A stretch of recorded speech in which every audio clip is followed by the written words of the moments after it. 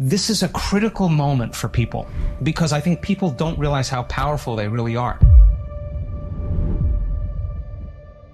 In this realm, in the quantum realm, there's no separation. There's nothing physical. There's nothing material. There's no matter. That's all taking place in three-dimensional reality. It's all energy. It's all frequency. It's all vibration. It's all information. It's all consciousness. It's all thought. That is that invisible field of energy. Yes. So, okay, that invisible field of energy, Einstein said, the field is the sole governing agency of the particle. He didn't say the particle controls the particle, he said the field controls the particle. So if I can change information in the field, I should be able to affect the particle, matter.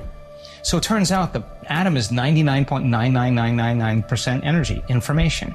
There's nothing physical or material there, 0.00001 material, when the probability of us seeing the truth of reality is 0. Wow. And we are only seeing a small spectrum of frequency, the rainbow, visible light, bouncing off the most stable form of energy called matter, giving us this hologram, this illusion of separation.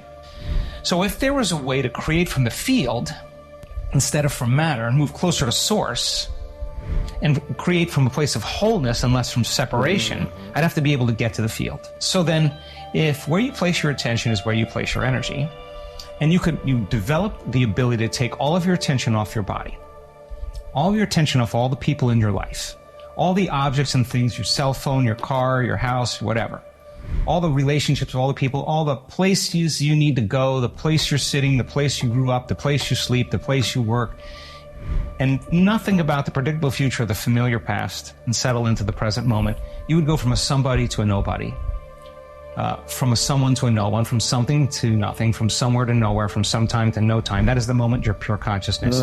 You would be disinvesting all of your attention, all of your energy out of this three-dimensional reality, out of the known, and placing it on the unknown.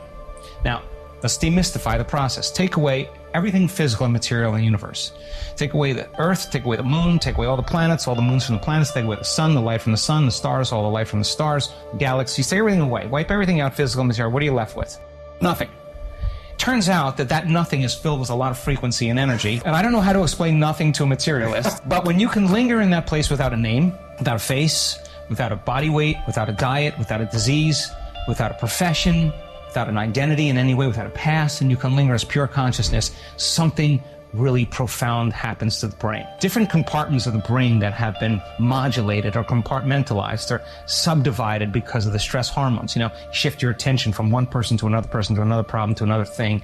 That habituation fragments the brain. The brain becomes a house divided against itself, and you narrow your focus, you over-focus, you become obsessive about something. That's what we do in stress. It turns out if you open your awareness to nothing, the brain starts getting highly organized. Different compartments of the brain that were modulated start unifying.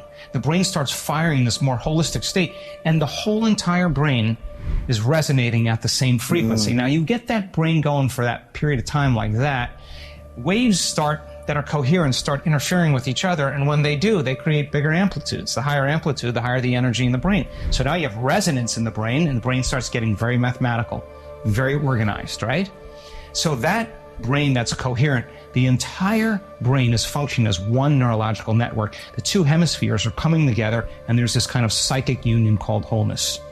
Now that state of coherence, in moving out of the beta brainwave states into a slower brainwave state, produces electrical signals. And that electrical signal is the intention. That's the more clear your intention is, the more coherent the brain is, the stronger the signal. Okay, so if you decided to create from the field instead of from matter, and you were just pure consciousness, and I asked you to send the signal out from a coherent brain, and whatever that thing is that you wanted, we trained you how to do that, then you would be shimmering the entire vacuum, that entire void. You are that. You're not you any longer. You're the source, right? So if you're the source and you're sending the signal out, then you're touching the consciousness of everybody, of everyone, of everything, of everywhere, of every time. The entire field is becoming electric because of your intention. If you're source, why would you go anywhere to get anything?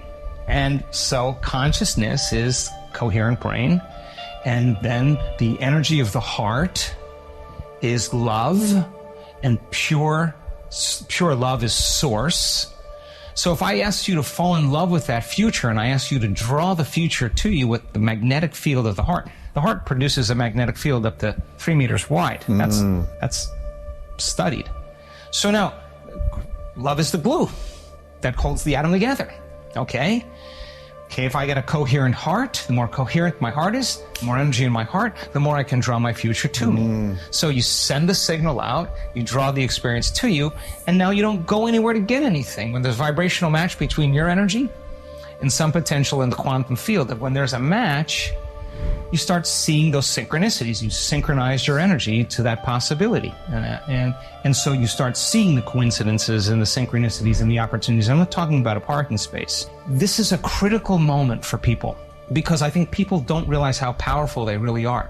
When that event happens in their life, they will look back at every single betrayer, everything that happened in their past, and they won't care any longer. That's the moment their past no longer exists because they're proving to themselves what they innately already know that they may have forgotten. Which is and what? That is that the creator of their life.